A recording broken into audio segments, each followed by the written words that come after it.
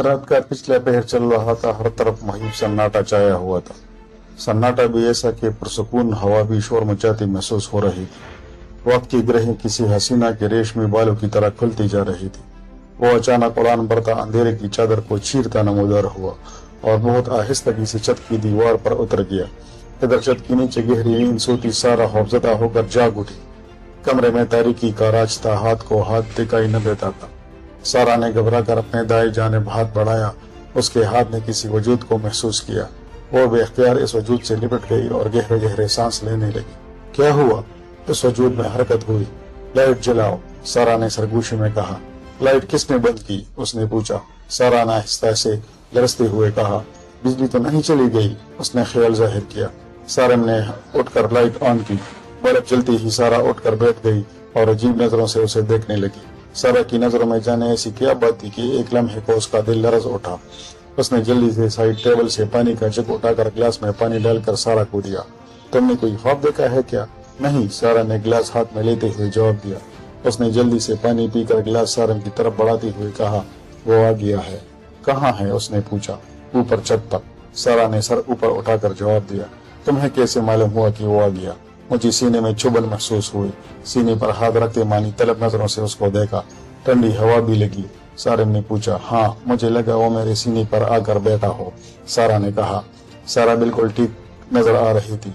सारम ने बगौर उसे देखा। कहीं जिस्म पर खराश या जख्म का निशान न था। मैं ऊपर जाकर देखता हूँ। नहीं, हरगिज नहीं, वो तुम पर झपट पड़ेगा। सारा खौफजदा होते हुए बोली। आखिर कब तक डरते रहेंगे उससे? सारम, हमें डरना चाहिए, एहतियात करनी चाहिए। अल्लाह जाने क्या बला है।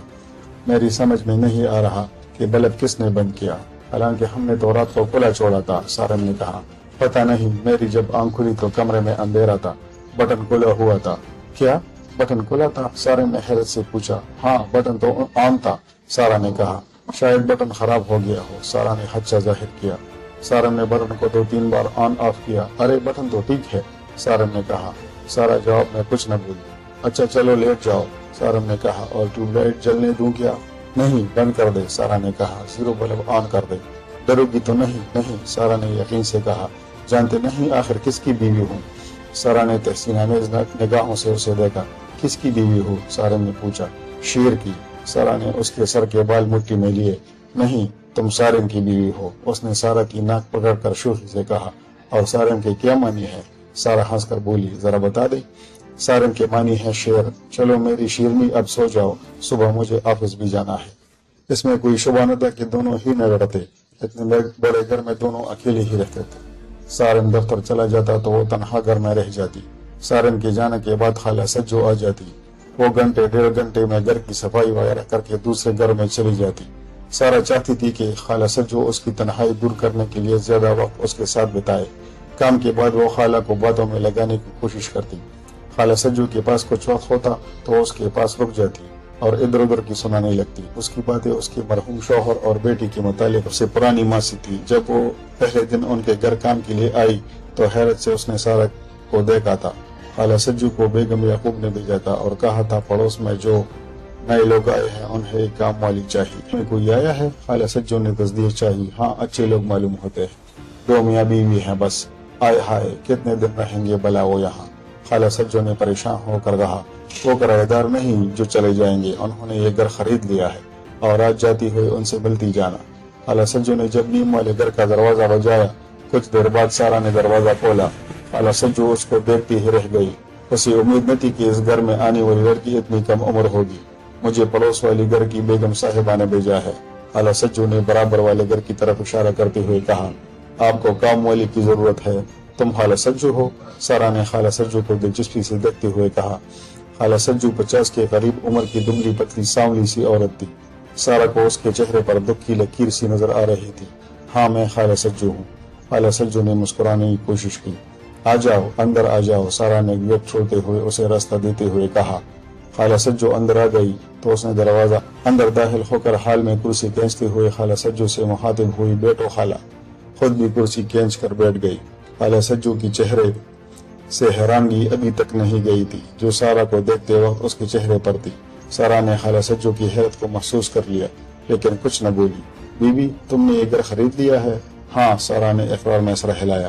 اتنے بڑے گھر میں تم اکیلی رہو گی؟ خالہ سجو نے پوچھا۔ میرے شوہر ہیں میرے ساتھ، سارا ہنس کر بولی۔ میں اکیلی کہاں ہوں گھر میں؟ خالہ کچھ کہتے کہتے اچانک رک گئی۔ اس کے چہرے کا رنگ بدلا، آنکھوں میں ایک دم خوف سے مٹ آیا۔ پتہ نہیں بی بی، سارا نے کو اتنا مناسب نہ سمجھا۔ اس کے چہرے پہ چھائے خوف کو دیکھتے ہوئے سارا نے اندازہ لگایا جیسے وہ بہت کچھ جانتے ہوئے کچھ بتانا نہیں چاہ رہی اور بتاتے ہوئے ڈرتی ہو۔ سارا نے فوراً سے بات بدل دی، اسے گھر کے کام کی تفصیل بتائی اور پیسے طے کیے۔ خالہ آج سے کام شروع کروں گی؟ ہاں بی بی، یہ کہہ کر خالہ سجو اٹھ کھڑی ہوئی۔ سارا اور سارن کو اس گھر میں آئے ہوئے 10-12 دن سے زیادہ نہیں ہوئے تھے اور اس گھر کو خریدے 2 ماہ ہو چکے تھے۔ گھر کا قبضہ لینے کے بعد سارا اور سارن نے گھر میں اپنی پسند اور ذوق کے مطابق کچھ تبدیلیاں کی تھی۔ اگرچہ مکان کی تعمیر خاصی پرانی تھی، اس میں کوئی تبدیلی محال تھی۔ دوسری صورت میں پورے مکان کو مکمل گرا کر نئے سرے سے تعمیر کرنا پڑتا، لیکن سارن کے پاس اتنی رقم نہ تھی کہ وہ اس مکان کو از سر نو تعمیر کرتا، لہٰذا اس نے چھوٹی موٹی ترمیم ہی مناسب سمجھی۔ واش روم کچن اپنی مرضی سے بنائے، اندر ٹائلز لگائے، مکان کے صحن میں اطراف میں خوبصورت پھول پودوں اور درختوں سے باغیچے کی شکل دے دی۔ سارا نے نرسری سے اپنی پسند کے پھولوں کے پودے منگوا کر لگائے۔ 2 ماہ بعد جب وہ گھر میں منتقل ہوئی تو اس مکان کی شکل ہی بدل چکی تھی۔ 4 دیواری کے اطراف میں پھول کھل چکے تھے، سبز گھاس سے مزین لان تیار تھا۔ سارا اس مکان میں آ کر بہت خوش تھی۔ وہ اپنے پڑوس کے مکانوں سے بھی ہو آئی تھی۔ پڑوس کی خواتین بھی اس کے گھر کا چکر لگا چکی تھی۔ سب نے اس کے حسن انتخاب کو بہت سراہا۔ وہ سارا کی خوش ذوق کی تعریف کیے بنا نہ رہ سکی۔ سارا ان سب کو پسند آئی۔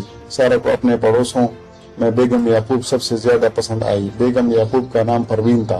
سارا نے انہیں پروین باجی کہنا شروع کر دیا۔ آج پروین باجی نے خالہ سجو کو اس کے پاس کام کے لیے بھیجا تھا۔ سارا خالہ سجو سے مل کر اس کے حسن اخلاق سے بہت متاثر ہوئی۔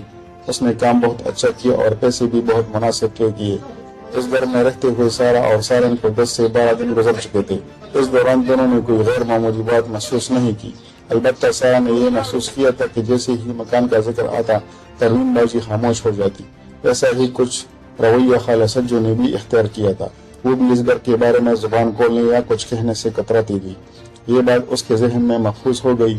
شام کو جب سارن آیا تو اس نے خالہ سجو کا تذکرہ چھیڑ دیا۔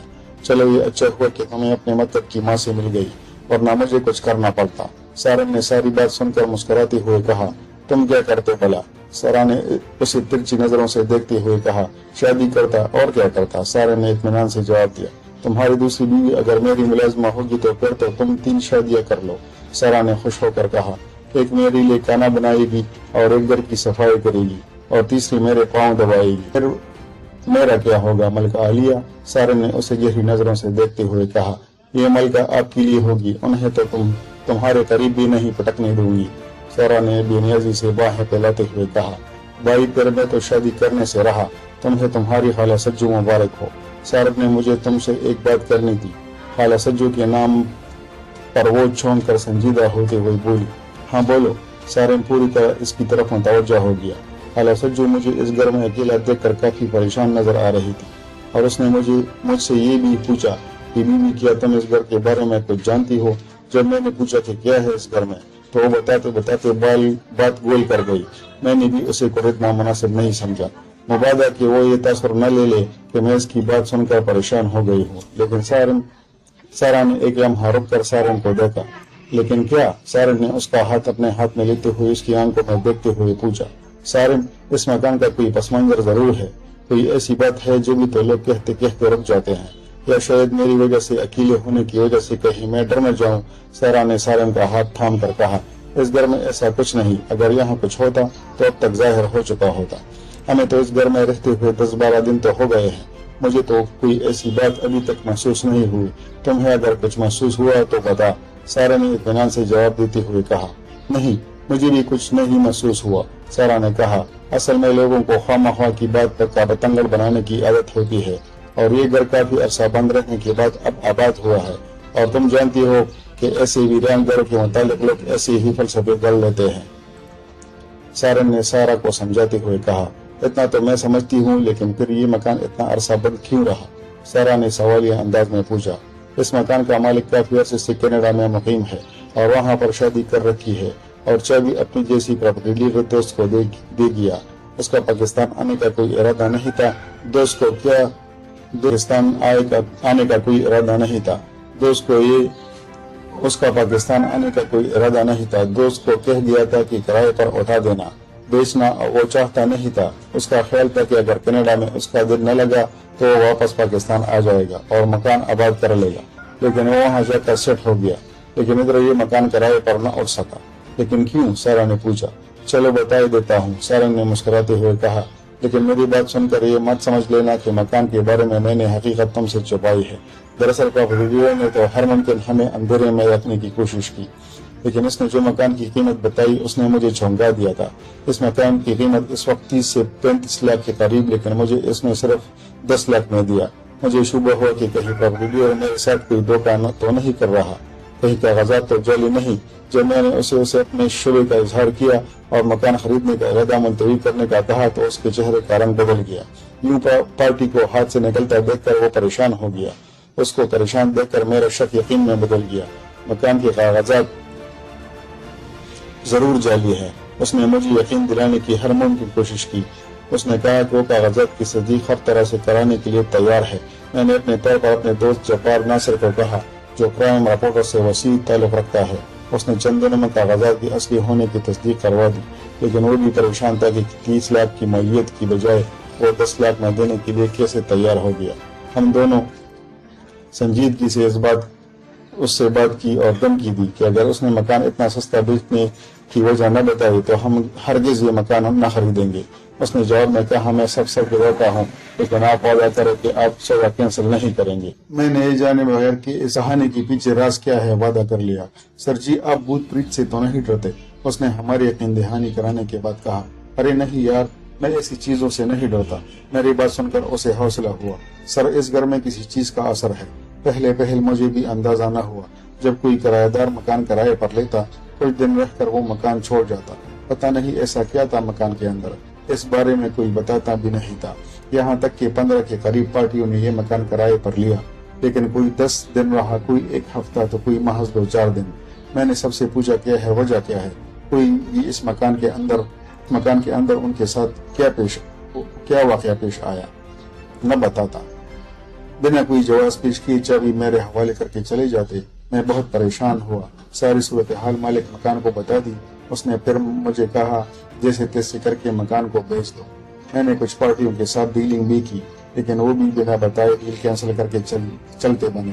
پھر جب آپ نے رابطہ کیا، اس وقت میں بھی بری طرح پریشان ہو چکا تھا، اس لیے آپ کو 10 لاکھ میں یہ آفر کی، کیونکہ میں ہر ممکن اس مکان سے جان چھڑانا چاہتا تھا۔ آپ نے بھی جب اس کی مارکیٹ کے مطابق اتنی کم قیمت میں آفر کی سنی تو آپ بھی پریشان ہو گئے۔ آپ نے بھی تصدیق کرائی، کاغذات کی، لیکن یہاں صرف مکان کے اندرونی کوئی وجہ نہ تھی، اس کی حقیقت آج تک کوئی نہیں بتا سکا۔ اب ساری صورتحال آپ کے سامنے ہے۔ اپنی بات مکمل کر کے اس نے مانی طرف نظروں سے مجھے دیکھا۔ میں نے کہا، نہیں، اب کوئی مسئلہ نہیں، میں جانوں اور میرا کام، اگر کوئی گڑبڑ ہے بھی تو میں نمٹ لوں گا۔ ویسے تو بظاہر کسی نے مکان کے آصف زدہ ہونے کے بارے میں تو کچھ نہیں بتایا۔ نہیں سر، اس مکان کے بارے میں کسی نے یہ بیان نہیں دیا کہ یہ مکان آصف زدہ ہے۔ اس نے مجھے اس مکان کے آصف زدہ ہونے کے بارے کوئی گارنٹی نہیں دی، اور نہ ہی کوئی چشمدید اس مکان کے آصف زدہ ہونے کا گواہ تھا۔ تو سارا نے اس کی زبانی سب کچھ سن لینے کے بعد میں نے اللہ کا نام لے کر یہ خرید لیا۔ یوں سمجھو کہ یہ مکان ہمیں مفت میں ہی ملا ہے۔ اگر ہم اس کو استعمال کر کے بعد میں اگر بیچ بھی دے تو ہمیں پھر بھی 20-25 لاکھ کا منافع دے ہی جائے گا۔ اب تم دل میں کوئی وہم نہ پالو، اس گھر میں کچھ نہیں، اور خالہ سجو کی باتوں کو اتنا سیریس نہیں لو، کہیں وہ تم کو بہکا نہ دے۔ سارن نے شبہ ظاہر کیا، وہ فکر مند تھا۔ نہیں سارن، میں بہکنے والوں میں سے نہیں ہوں، میرا یقین بہت پختہ ہے۔ اگر اس گھر میں ایسی کوئی چیز ہے بھی تو میں ڈرنے والی نہیں۔ سن لیا؟ سارن نے چھت کی طرف دیکھتے ہوئے زور سے کہا، بھائی، میری بیوی تمہاری جیسی چیزوں سے ڈرنے والی نہیں، اور میں تو خیر ہی ہوں شیر۔ اسی وقت یوں محسوس ہوا جیسے سارن کی بات پر کسی نے فخر کو محسوس کیا، اور مانی طرف نظروں سے ایک دوسرے کو دیکھا۔ معزز سامعین کرام، اور اسرار مکان کی پہلی قسط اختتام کو پہنچی ہے۔ ملتے ہیں اگلی قسط پر، تب تک کے لیے اجازت، اپنا خیال رکھیے گا۔ اللہ حافظ۔